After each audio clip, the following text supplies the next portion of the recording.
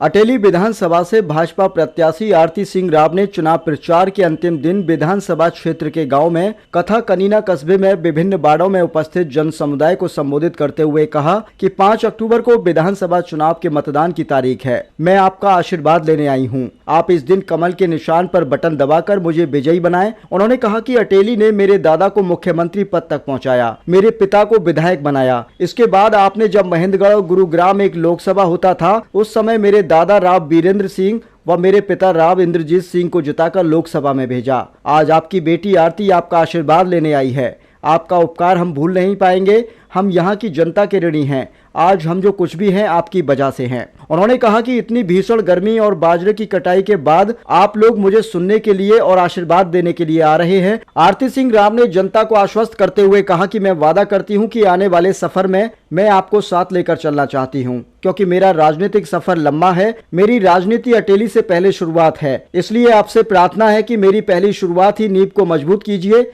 इसके लिए आपका साथ जरूरी है। भाजपा 36 बिरादरी की पार्टी है और हम भी 36 बिरादरी के विकास में विश्वास रखते हैं। उन्होंने उपस्थित जन समुदाय से प्रश्न किया, क्या आप अपने बच्चों के रोजगार का हिस्सा रोहतक भिजवाना चाहते हैं? यदि इस बार आपने चूक कर दी तो आपके बच्चों का भविष्य अंधकार में हो जाएगा, इसलिए आपको सजग रहने की आवश्यकता है। भाजपा ही ऐसी सरकार है जिसमें बिना पर्ची खर्ची के सभी 36 बिरादरियों को रोजगार मिला है। भाजपा प्रत्याशी ने कहा कि क्षेत्र में IMT की स्थापना, महिला शिक्षा में कुछ तकनीकी शिक्षा संस्थान खोलने और युवाओं को खेलों की ओर मोड़ने के लिए कार्य करूंगी। पूरे क्षेत्र का समान विकास होगा। मैं आपको आश्वस्त करना चाहती हूँ।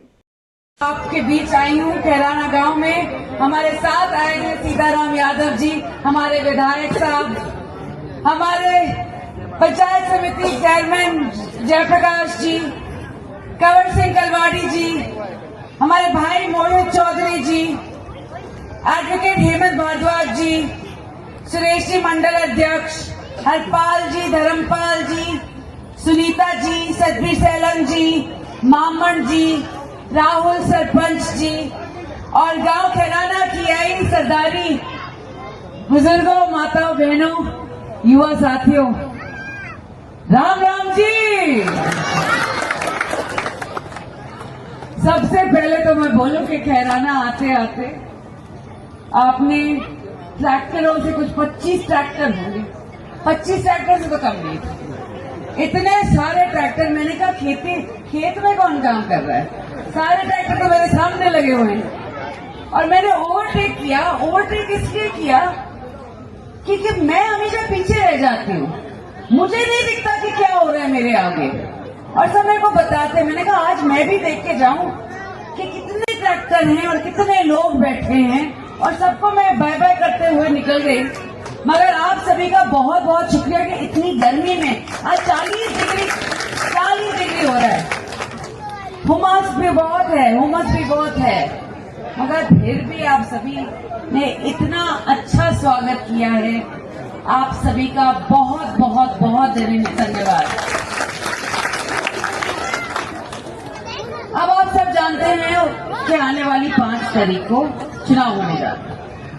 अभी चुनाव खत्म ही हुआ था कि 3 महीने पहले नया चुनाव आ गया। उस चुनाव को हमने बोला था हाय इतनी गर्मी थी 45-50 डिग्री हो गया। अब इस चुनाव में बोले इतनी गर्मी है, हमसे से पसीना हो गया। मैंने कहा इलेक्शन कमिश्नर ने तो इस बार ठान ही लिए कि गर्मी अगर तुम्हें महसूस करनी है तो हम महसूस करवाएंगे। तो आप जानते हो कि आप लोकसभा के चुनाव हो गए और आपने चौधरी साहब को अव्वल नंबर देकर पास कर दिया और लोकसभा भेज दिया। आप सभी का बहुत बहुत धन्यवाद।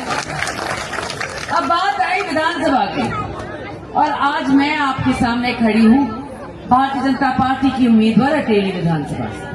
आप सभी से आपका आशीर्वाद, आपका साथ मांगने आई हूँ। बहुत वक्त हो गया, ये महेंद्रगढ़ में हुआ करता था। मैंने विधायक साहब से पूछा, ये गांव महेंद्रगढ़ में हुआ करता था, इसका बगल वाला होता था अटेली में। और मेरे दादाजी महेंद्रगढ़ गुड़गांव से लोकसभा का चुनाव लड़ा था और पहली बारी लोकसभा भेजने का भी काम आप सभी ने किया था राव वीरेंद्र सिंह जी। और उसके बाद सिंह जी भारत की सरकार में मंत्री बने और वो भी बड़े दर्जे वाले। ये आप कृषि मंत्री बने, बहुत ही बड़ी देन थी। ये सब आप सभी की वजह से हुआ। अब 99 और 2004 में राव इंद्रजीत सिंह जी मेरे पिताजी को आपने लोकसभा फिर से भेजा और 2004 में उनको पहली बारी मंत्री का खिताब मिला भारत सरकार में, फिर से आपकी वजह से। तो ये बात मैं भूली नहीं हूँ और मैं ये इसलिए दोहरा रही हूँ, ये नहीं कि देखो आपने मेरे लिए क्या किया है ये बता रही हूँ। मैं बोली मैं आपकी ऋणी हूँ, आपने इतना सारा दिया है मेरे परिवार को। और जब मुझसे पूछे हैं सब कि अकेली क्यों अकेली क्यों अकेली क्यों, तो मैं तो बोलूँ कि अकेली ही क्यों, क्योंकि हमेशा देने का काम किया है, मांगने का काम नहीं। और अगर 2009 के परिसीमन के बाद भी आप वोट नहीं कर पाए, फिर भी जब भी बोलूँ कि अकेली ही क्यों, क्योंकि हमेशा देने का काम किया है, मांगने का काम नहीं। और अगर 2009 के परिसीमन के बाद भी आप वोट नहीं कर पाए, फिर भी जब भी राव साहब ने आपको बुलावा दिया आप सब चले आए। आप सभी का बहुत बहुत शुक्रिया। अब रही बात मेरी, मैं आई सब बोलने लगे छोरी दिल्ली की है, बीच में नहीं मिलेगी। अरे भाई 15 साल से मेरा नाम सुनते आए हो या नहीं? इंद्रजीत की छोरी काम कर रही है या नहीं सुनते आए? तो अगर मैं भागने वाली होती तो पिछले 10 साल में भाग नहीं जाती। मैं टिकट का इंतजार क्यों करती? मैं तो घर बैठी आराम से बैठी। मैंने लोगों के बीच में काम किया है, उनके दिलों में जगह बनाई है 10 साल से, बिना पद के बिना टिकट के। और आज के दिन टिकट लेकर मैं कहीं नहीं जाने वाली। और ये मैं आप सभी को वादा करने आई हूँ कि आप सभी के बीच रहूंगी, आपका साथ दूंगी सुख दुख में। और ये जो सफर मेरा आज के दिन शुरू हुआ है, ये सफर मेरा आज के दिन शुरू हुआ। अगर मैं चाहती हूँ ये सफर लंबा चले तो आपको मेरा साथ देना पड़ेगा। इसके अलावा अगर हम सोचते हैं कि छत्तीस बिरादरी वाली कौन सी सरकार आई है पिछले 20-25 सालों में, तो वो एक ही सरकार है, वो भारतीय जनता पार्टी की, जिन्हें बिना पर्ची बिना खर्ची नौकरियां दी। 10 साल पहले याद है क्या होता था? 10 साल पहले हमारे छोरों को नौकरियां नहीं मिलती, नौकरियां मिलती थी रोहतक के छोरों को। और यहाँ भी हमारे गांव में आ जाते थे 8-8, 7-7 लड़के छोरे रोहतक के, नलके चलाने के लिए, बस चलाने के लिए, सारे रोहतक के छोरे। और हम बोलते थे हमने क्या कर दिया, हमने रोहतक में सरकार क्यों बना? रोते थे हम उस वक्त। और उसके बाद दक्षिण हरियाणा का एक अपना ही रुतबा बना और कहलाने लगा कि दक्षिण हरियाणा सरकारें बनाता है। दक्षिण हरियाणा की लहर जहां पे जाए सरकार वही बन जाए। सही बात है ना? तो अगर वो जो रुतबा हमने बनाया इतने सालों में वो बिखरना नहीं चाहिए।